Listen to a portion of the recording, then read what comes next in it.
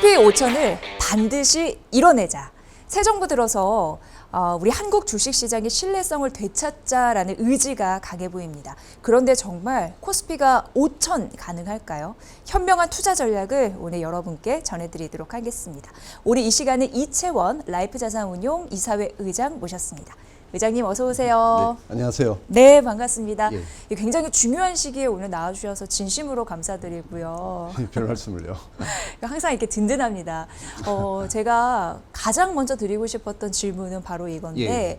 정말 우리 코스피가 5천 가능한가? 예. 이게 현실적인 숫자인가 예. 궁금한데 어떻게 보십니까? 예, 의외로 이게 가능성은 있어 보이고요. 예.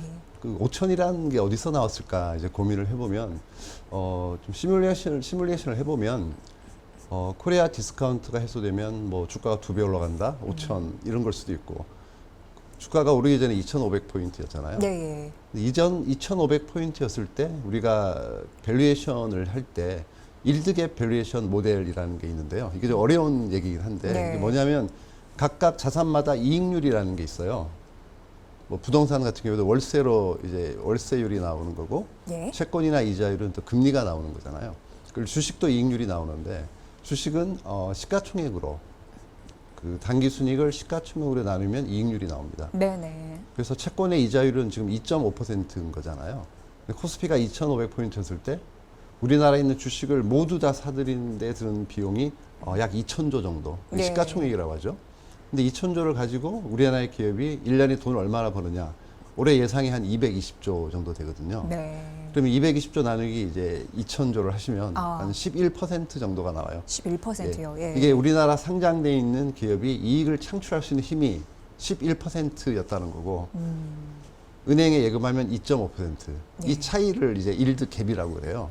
그래서 갭이 너무 클 때 이제 주식을 투자하는 거고 갭이 줄어들면 뭐 오히려 주식을 팔고 채권에 투자하는 건데 2.5와 11%는 갭이 너무 벌어져 있잖아요. 네. 2,500포인트일 때.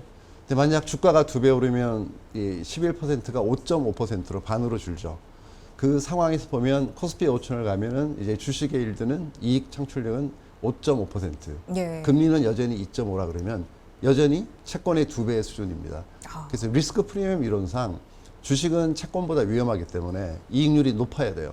2배 정도. 채권이 2.5니까 주식은 5 정도는 돼야 되거든요. 그래서 5천이 가도 이제 어떻게 보면 좀 적정한 일드 갭이 예. 발생이 되는 거죠. 미국 같은 경우는 금리가 거의 4%까지 올랐잖아요. 예. 근데 미국의 주식의 PR은 25배에서 29배 사이이기 때문에 확실히 차이가 나네요. 미국은 예. 붙어버렸어요. 예. 갭이. 주식이 4%고 채권도 4% 붙어버렸는데 우리나라 같은 경우는 이게 아직 많이 벌어졌기 때문에 이론적으로 뭐 가능하다라고 말씀드릴 수 있고 또 하나 상대적으로 이제 비교할 때 우리가 이제 PR이라는 지표를 많이 쓰거든요. 예. 1대 역수가 PR인 건데 2,500포인트였을 때 우리나라의 주식은 PR이 약 8.9배로 전 세계에서 제일 낮은 수준이었던 거죠. 뭐 이머징이나 중국도 13배, 14배 정도. 유럽이 5-6배, 일본도 이제 한 16배, 17배 이 정도 수준인데 만약 코스피가 5천을 가면 PR은 약 18.8배 정도가 되는 겁니다. 예. 예. 빨리 그렇기 왔으면 때문에 좋겠다는 생각이. 예. 그래서 5천까지 조금 무리일 수는 있는데 뭐 4,500 정도 PR로 보면 이제 경쟁국가랑 비슷해지는 건데 물론 이제 전제 조건이 있습니다. 그래서 코리아 디스카운트를 해소하는 노력, 정부의 정책 의지가 계속 지속이 돼야 되고 또 기업들의 실적이 뒷받침되어 준다면 뭐 꿈은 아닌 것 같아요. 5천 포인트가. 사실 뭐 2천 중반 이때를 갔었을 때 그리고 지금 3천을 넘어섰잖아요. 예. 지금도 여전히 우리 한국 주식시장은 다른 주요국 증시 대비해서 예. 저평가받고 있는다라는 예. 얘기가 자연스럽게 나올 것 같아요. 그런 맞습니다. 데이터를 통해서면요. 예. 네. 예. 그래서 그런지 우리 정부, 그러니까 신정부 들어서 이제는 코리아 디스카운트 절대 방치할 수 없어. 이렇게 각오를 보이자마자 예. 신정부 출범한 이후에 그동안 3년 6개월 동안 못 갔던 3,000비를 예. 한 달도 안 돼서 쫙 갔잖아요. 그렇습니다. 예. 그건 어떻게 보면 굉장히 상징적인 의미였다라고 보여지긴 예. 하거든요. 예. 근데 그 상승 신호탄이 사실 상법 개정에 있었단 말이죠. 예. 굉장히 중요한 대목일 텐데 의장님께서는 예. 굉장히 오랜 시간 동안 자본시장에서 활동하셨잖아요. 어떻게 예. 느끼셨나요? 상법 개정은 이제 굉장히 큰 의미가 큰 거고요. 코리아 디스카운트의 이제 가장 큰 원인은 거버넌스 문제라고 보여집니다. 주주의 비례적 이익이 보호되고 있지 않다가 가장 큰 문제였고 1%의 주주는 1%만큼 또 10% 주주는 10%만큼 보호받고 혜택을 받아야 되는데 간혹 가다가 20, 30%를 가지고 있는 지배주주가 7, 80% 일반 주주의 이익을 각종 합병, 분할, 터널링 등을 통해서 편취하는 현상이 간혹 발생이 되기 때문에 예. 누가 안심하고 이제 한국 주식에 투자를 하겠느냐 이런 얘기들도 나오고 외국인들도 이제 기피 대상이 돼버리고 이런 현상 때문에 코리아 디스카운트가 오랜 기간 지속이 되어 왔는데 이제 상법이 개정되면서 이제 주주의 충실 의무가 이제 더하게 되는 거죠. 예.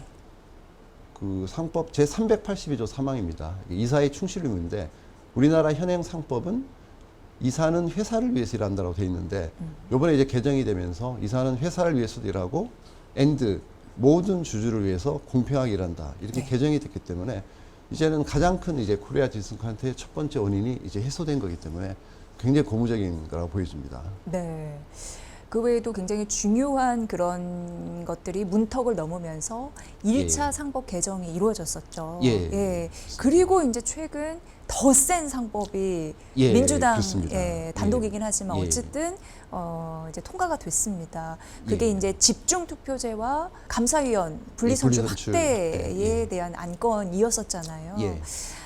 어떻게 보셨는지요? 그리고 어떤 중요한 점이 있는지. 저 집중 투표제는 대주주의 권한을 좀 약화시키고 좀 소수 주주의 권한을 좀 높이는 측면이 있는 거고 네. 감사선임 이제 분리선출 확장하는 것도 마찬가지로 3%를 적용하기 때문에 대주주가 뭐 50%를 갖고 있어도 3%밖에 작동이 안 되는 네. 그런 좀 소수주주 권한 강화 이런 측면이 강하고요. 집중 투표제를 예를 들면은 최대 주주가 51%를 가지고 있고 그 외에 일반 주주가 49%를 가지고 있으면 51대 49인데 정작 이사 수는 이제 100대 0이 돼버리는. 그러니까 과반 독식이 되는 거죠. 승자 독식처럼. 뭐 대주주가 설사 70%를 가지고 있어도 30%를 가지고 있는 일반 주주들이 힘을 합치면 표를 몰아줄 수가 있어요. 한 명 이상한테. 그래서 집중 투표. 집중 투표. 네, 한 명이라도 우리 아군이 생길 수 있기 때문에 뭔가 이사회의 전문성도 강화될 수가 있고 뭐 견제 역할도 할 수 있는 그런 역할을 할 수 있기 때문에 집중 투표제는 굉장히 중요한 사안이고 정부의 이제 의지가 얼마나 강력하냐라는 것을 보여주는 그런 작업이었던 것 같아요. 네. 의장님 어떻게 보세요? 어쨌든 1차 그리고 더 센 2차 이렇게 상법 개정이 나오면서 상법 개정을 기준으로 전후에 한국 주식은 얼마만큼 드라마틱하게 변화할 수 있는지 그 가능성에 대해서 말씀을 해주신다면 시청자분들이 좀 이해하기 쉬우실 것 같다는 생각 듭니다. 저 상법 개정 전과 상법 개정 후의 한국 주식은 전혀 다른 주식입니다. 조금 심하게 말씀드리면 상법 개정된 한국 주식은 일종의 거래의 대상일 뿐이고 유가증권, 종이쪼가리, 심지어는 뭐 이렇게도 말할 수가 있는데 상법 개정된 후의 한국 시장은 비로소 이제 내재 가치가 생기는 거고 우리가 안심하고 장기 투자할 수 있는 그런 거래의 대상이 될 수 있는 겁니다. 진정한 이제 주권이 발생하기 때문에 이제는 뭔가 내재 가치를 보고 투자할 수 있는 그런 시대가 이제 도래하게 된 거죠. 그전에는 이제 주식을 투자할 때 오히려 이제 무슨 내러티브라든지 스토리, 테마를 보고 투자를 많이 했다면 이제는 뭔가 주식이 갖고 있는 내재 가치, 자산 가치라든지 수익 가치라든지 이런 쪽을 이제 봐야 되는 그런 시대가 왔기 때문에 이거는 정말 중요한 계기가 된 것 같아요. 상법 개정은. 한국 주식은 이제 전혀 다른 주식입니다. 과거와는 이제는. 그러니까 상법 개정이 추진이 되면서 현재의 한국 주식은 과거와는 완전히 다르다라는 말씀을 해주셨는데요.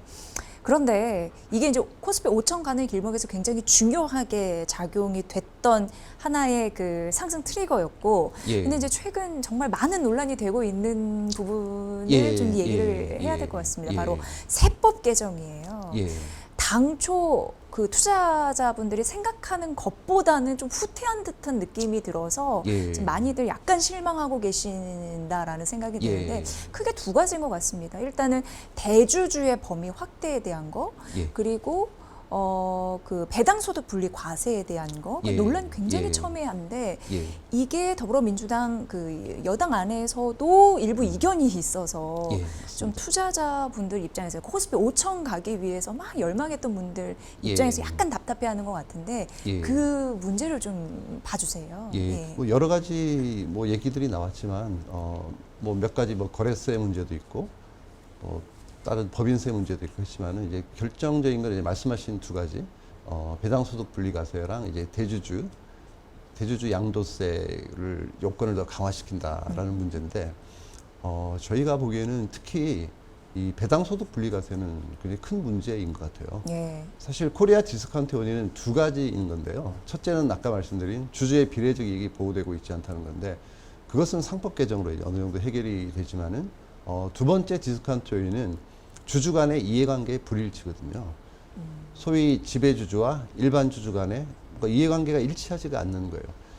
이 세상 모든 투자자나 주주들은 본인이 들고 있는 주식이 올라가기를 원할 거잖아요. 네. 일론 머스크도 테슬라 주가가 오르기를 원할 텐데 우리나라 같은 경우에는 일부 이제 지배주주의 경우는 주가가 오르기를 이제 원하지 않는 주주가 있습니다. 아. 뭐 세금 때문에 그렇겠죠. 네, 그게 네. 코리아 디스카운트의 또 핵심 그럴 수 있습니다. 요인이었던 예. 걸 수도 있고요. 상속세가 이제 최고 세율이 60%이기 때문에 예. 3대 정도 가면 이제 10몇 %밖에 안 남지 않습니까? 네, 네. 근데 주가가 오르면 세금만 많이 내니까 굳이 주가를 내가 왜 올려야 되지? 이런 측면이 있는 거고 두 번째는 배당에 관한 건데요. 네. 배당을 많이 할수록 또 세금을 종합과세에 해당이 되니까 모든 대주주는 49.5% 세금을 내야 되니까 굳이 미리 세금을 낼 이유가 없는 거예요. 우리나라 대주주 양도세는 현행 50억 이상은 27.5%지 않습니까? 지방세 포함해서. 그러면 배당을 1원도 안 하다가 회사에 잠겨놨다가 회사를 팔 때 27.5% 세금만 내면 되는데 굳이 미리 49.5%를 내면서 배당을 할 이유가 없는 그렇죠. 거거든요. 예, 예. 이게 심각한 좀 이해관계 불일치고 또 세율의 불일치가 벌어지는 건데 이 기가 막힌 해법을 제시한 게 이제 민주당의 이소영 의원께서 네, 예. 소득세법 개정안을 내놓으셨는데 그게 뭐냐면 2천만 원 이하는 지금과 똑같이 15.4% 배당세를 내고 3억 이하는 뭐 22% 세금을 내고 예. 근데 3억이 넘는 이제 대주주 같은 경우에는 27.5% 세금을 내라. 그러면은 양도세의 27.5와 같아지거든요, 세율에. 예, 예. 그 세율의 불일치가 해결이 되고 어느 정도 지배주주가 배당을 많이 할 수 있는 동기부여를 준 거죠. 그러니까 앞서서 49.5%를 줄인 예. 거죠. 예, 49.5를 27.5로 27.5 줄였기 로. 때문에 예, 예. 상당히 이제 동기부여가 많이 되고 네. 그리고 조건을 달았잖아요. 배당 성향 35% 이상만 배당 소득을 분리과세 해주겠다. 예. 그래서 현재까지 보통 한 25% 수준의 이제 배당 성향이 좀 평균적인데 여기서 한 40%가 올라가는 거니까 이 정도만 해도 이제 주가가 크게 올라갈 이제 요인이 됐었는데 최근에 나오는 얘기가 좀 뭐 38.5까지 네. 올리겠다고 다시금 하니까 그 올렸으니 예, 그 기대감이 후퇴됐다라고 얘기할 만 그렇죠. 하더라고요. 이 지금 세율의 불일치가 또 여전히 해결이 예, 안 되고 예, 예. 양도세는 27.5인데 배당세를 38.5를 매기면은 그래서 이렇게 되면은 이제 여태까지 진행해 왔던 정부의 어떤 자본시장 선진화 정책 또는 활성화 정상화 정책이 상당히 후퇴하는 그런 느낌을 이제 투자자한테 줄 수가 있고 이틀 전에도 이제 이런 정책이 발표되면서 네. 관련 금융주들이 급락을 하는 걸 맞습니다. 봤었는데요. 예. 이런 식의 정책이 지속되면 이제 코스피 5천은 좀 힘들지 않을까 이런 생각을 많이들 하시는 것 같아요. 그러면은 기존 원안대로 그 세법 개정안이 가지 예. 않고 예. 지금 약간 수정 법안 예. 이대로 수정 간다면 예. 코스피 5천은 물 건너간다라고 예, 봐야 저는 되는 힘들 거죠. 걸로 보고 있습니다. 아, 굉장히 그러면 지금이 굉장히 중요한 순간이네요. 코스피의 그렇습니다. 운명을 가룰. 예. 이건 뭐 어떻게 사회적 합의를 통해서 다시 원안 복구나 뭐 이런 식으로 어떻게 돼야 되는 건가요, 의장님? 저 계속 설득을 해야 될 네. 것 같고요. 아. 그러니까 이제 부자감세 프레임을 씌우기보다는 전체 예. 파이가 커질 수 있다. 그래서 오히려 이제 많은 분들이 혜택을 더 받을 수 있는 거고 배당이 늘어나면 그런 측면에서는 이제 배당 소득 분리과세만은 반드시 이제 관철해야 될 거로 보여지고 있습니다. 네. 예. 금융시장에서 투자를 하시는 분들에게도 걸린 어떻게 보면 명운이라고 할 수 있기 때문에 네. 지금 상법 개정에 이어 세법 개정도 반드시 관심을 갖고 사회적인 목소리를 내야 할 때이다라는 의견을 말씀을 해주셨습니다. 이렇게 차분차분 그 설명을 들으니까 확실히 좀 이해가 되네요. 예. 그렇다면 의장님께서는 진정한 우리 주식시장의 밸류업은 어디서 예. 나온다고 보세요? 진정한 밸류업은 이제 예. 모든 이들이 다 참여를 해야 되겠지만 그 정부가 해야 될 역할은 상법 개정과 세법 개정이거든요. 상법 개정은 어떻게 보면은 좀 채찍에 해당되는 거고 세법 개정은 당근에 해당되는 거거든요. 예. 두 정책이 균형 있게 유지를 돼야지 어느 한쪽으로 치우쳐 버리면은 좀 주가도 이상하게 움직일 수 있어요. 네. 정말 우량한 기업이 뭐 혜택을 받기보다는 뭔가 좀 비도덕적이고 좀 문제가 있는 기업들, 너무 싼데 불안해서 못 사겠다, 이런 기업들은 좋아질 수 있겠죠. 예, 그런 짓을 못 하니까. 예. 정말 지금도 잘하고 있는 기업들은 뭐 혜택이 없는 거잖아요. 상법 개정 안 해도 잘하고 있는데.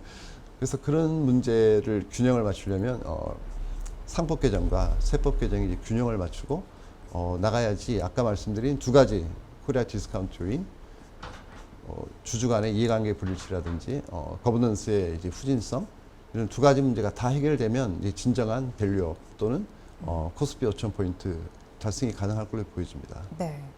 이렇게 정부가 내세웠던 공약, 코스피 5,000 가보자, 이 발판이 마련됐으면 하거든요. 그 부분도 정부가 얘기를 했으니 잘 좀 해주십사 하는 바람이 굉장히 크고요. 정부도 정부인데 기업과 그리고 투자자분들도 함께 해 나가야지 이게 진정 가치가 있을 텐데 맞습니다. 기업과 투자자의 자세, 태도 이런 부분은 어떻게 해야지 바람직하다고 보세요? 기업들은 돈을 잘 벌어야죠. 이익 창출. 이익 창출입니다. 거버넌스 개선도 해야 되고 이사회의 독립성이나 전문성을 강화하면서 지속 성장 가능한 비즈니스 모델 구축이 제일 큰 일이고, 그래서 돈을 많이 벌고 그 다음에 이제 주주 환원을 생각해야지. 돈도 못 버는데 뭐 배당을 할 수는 없는 거잖아요. 주주도 그렇게 요구하시면 안 됩니다. 일반 투자자나 주주분들도 어떤 기업이 성장해야 되고 투자를 해야 되는데 자꾸 배당을 하라 그러고 자사주를 소각하라 그러면 안 되죠. 일단은 좋은 비즈니스 모델을 갖추고 일단 돈을 많이 번 다음에 더 이상 투자할 데가 없을 때 배당을 할지 자사주를 소각할지 그런 문제를 이제 고민해야 됩니다. 투자자 입장에서도 뭔가 주식을 한 주만 들고 있어도 그 회사의 주인이라는 생각을 가지시고 뭔가 주인의식을 가지고 회사에 많이 관심을 가지고 본인의 권한을 적극적으로 행사하셔야지 이게 진정한 이제 밸류업이 될 수 있다고 보여집니다. 네. 지금까지 코스피 3,200까지는 왔습니다. 앞으로 4,000 그리고 5,000 가는 길목에서 지금 이 순간 뭐 많은 것들을 앞두고 있어서 변동성은 있지만 투자자분들은 현명한 투자 전략에 대해서 고민이 참으로 많으세요. 어떻게 좀 다가가야 되는지 궁금한데 이채원 회장님께서는 워낙 우리나라의 가치 투자의 대가이신 만큼 만약에 코리아 밸류업 가능한다면 우리 한국 시장이 가치주의 전성시대도 비로소 오지 않을까라는 기대도 자연스럽게 하게 되거든요. 그런 의미에서 전략을 좀 전해주신다면 뭐가 있을까요? 가치를 형성하는 것은 여러 가지 요인이 있겠지만 보통 세 가지로 꼽습니다. 안정성, 수익성, 성장성인데요. 지금까지의 이제 한 10년 정도 과거를 보면은 좀 성장 가치에 주력했던 것 같아요.